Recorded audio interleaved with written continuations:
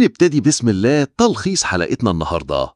الحلقة بتبدأ بفلاش باك لسيهيون وهي فرحانة بالهدوم الجديدة اللي لابساها. تيجي أختها تشوفها وتبتسم وهي فرحانة، بس فجأة تسمع صوت المية وتاخد بالها من الشاحنة. تدخل تشوف في إيه جواها وتتصدم صدمة عمرها.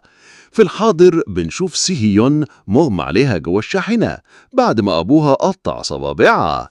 المشهد ينتقل على واحد بيجري بخوف ناحية اسم الشرطة، ونعرف بعدها إنه هو المجرم اللي سيهيونج المفروض كانت تخلص عليه في بيته.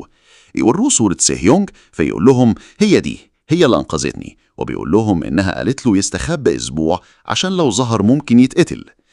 المحقق يسألوه شفت مين طعنك أول مرة؟ فيردوا ما شفتش، بس كانت ريحة المبيض شديدة قوي، بعدها طعنت. بنرجع لجونغ هيون واقف قدام قسم الشرطة، يجي زميله يقول له على آخر التطورات وإن في معتدي تاني وسيهيون أنقذت الضحية، فيستنتجوا إنها مش هي المجرمة. المحقق يقول لتشونج عن ريحة المبيض اللي الضحية شماها، وجونج يبدأ يشك في تشوي مين جوك صاحب المغسلة.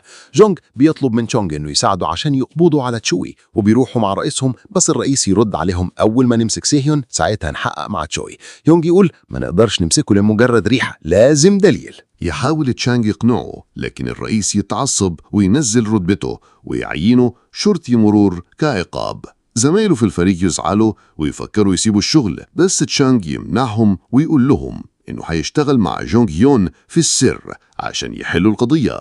كلهم يتجمعوا ويروحوا على بيت تشوي. في الطريق يتصل بيه جونغ ويطلبوا منه يستناهم جنب البيت عشان يدخلوا يتفتشوا المكان بالسرية. في الوقت ده تشوي بيستعد يخرج من المستشفى، بيشكر الممرضة ويقول لها زوريني في المغسلة، ليكي خصم مخصوص. الفريق يوصل لبيت تشوي ويفتشوا يدوروا على أي دليل يدينه، بس تشانج ما يلاقيش أي بصمات. في اللحظة دي زميلهم يتصل ويقول لهم ينسحبوا فورا، تشوي جاي. جونغ يطلب من زميله يلهيه بالكلام. يحاول في الأول، بس تشوي يبدأ يشك فيهم. يدخل البيت يلاقي باب الغرفة مفتوح، يتأكد إن في حد كان موجود. نروح لسيهيون وهي بتحاول تعالج جرحها والبنت الصغيرة بتساعدها. البنت تقول لها بابا قال لي إنك قتلتي أختك سؤون. تحاول تحط شاش على الجرح، بس سيهيون تتألم بشدة وتقول لها إنها محتاجة تروح المستشفى. البنت تخاف وتقول بابا قال ما تتحركيش لحد ما يرجع. ترد عليها سيهيون لو عرف إن تعبانة مش هيحصل لي خير. البنت تروح تفتش في الخزانة على علاج وتلاقي الساعة بتاعت سيهيون، تسألها عنها وسيهيون ترد